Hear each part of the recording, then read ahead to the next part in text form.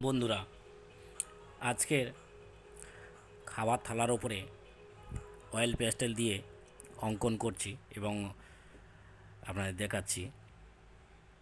মূলত ছোট বড় যারা আঁকার আগ্রহী তাদের জন্য এই ভিডিও অবশ্যই করে আপনারা দেখবেন, তাহলে নতুন কিছু শিখতে পারবেন। এই চিন্তাভাবনা একদিন এই থালায় খেতে বসে ভাবতে ভাবতে দেখলাম যে মম কালার দিয়ে এর উপরে আঁকা যায়। তারপরে চিন্তাভাবনা নিয়ে থালার উপরে আঁকলাম আর আপনাদের সেই ছবিটি তুলে ধরছি। বাড়ির যারা ছোটরা মাঝারি বা কোনো প্রতিষ্ঠানে বা কোথাও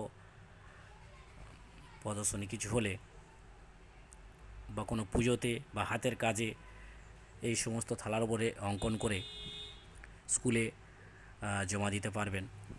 বাড়ির ছোটো ছোটো ছেলেমেয়েদের তাদের শেখাতে পারবেন। সেই উদ্দেশ্য করে আজকের এই আঁকা। আপনারা দেখুন, ভালো লাগলে অবশ্যই করে লাইক কমেন্ট এবং ভিডিওটি শেয়ার করবেন এবং সাবস্ক্রাইব করবেন, যাতে পরবর্তীকালে ভিডিওগুলো আপনাদের পেতে সুবিধা হয়। আমি নানান ধরনের সুন্দরবনের ভিডিও সাথে সাথে আঁকা নিয়ে ভিডিও ছাড়ি, আপনারা দেখতে পাবেন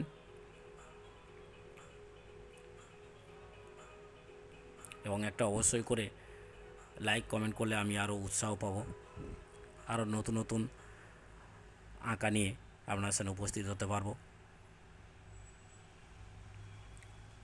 মূলত একটা সিনারির উপরে অঙ্কন করছি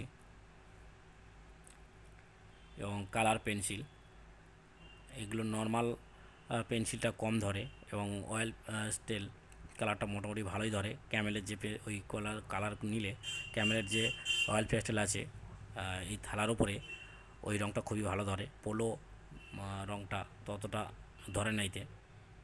যখন আঁকবেন একটু দেখে নেবেন কোন রঙ দিয়ে আঁকছেন, আর এইভাবে বাচ্চাদের শেখাবেন, তারা উৎসাহ পাবে এবং আগ্রহ হয়ে আরও নতুন নতুন আঁকার চেষ্টা করবে। সামনে সরস্বতী পুজো, এই সমস্ত থালা এঁকে স্কুলে অবশ্যই করে জমা দিতে পারবেন, তাতে আরও ছেলেরা উৎসাহ হবে এবং ভালো লাগবে। সবাইকে ধন্যবাদ। সবাই ভালো থাকবেন, সুস্থ থাকবেন।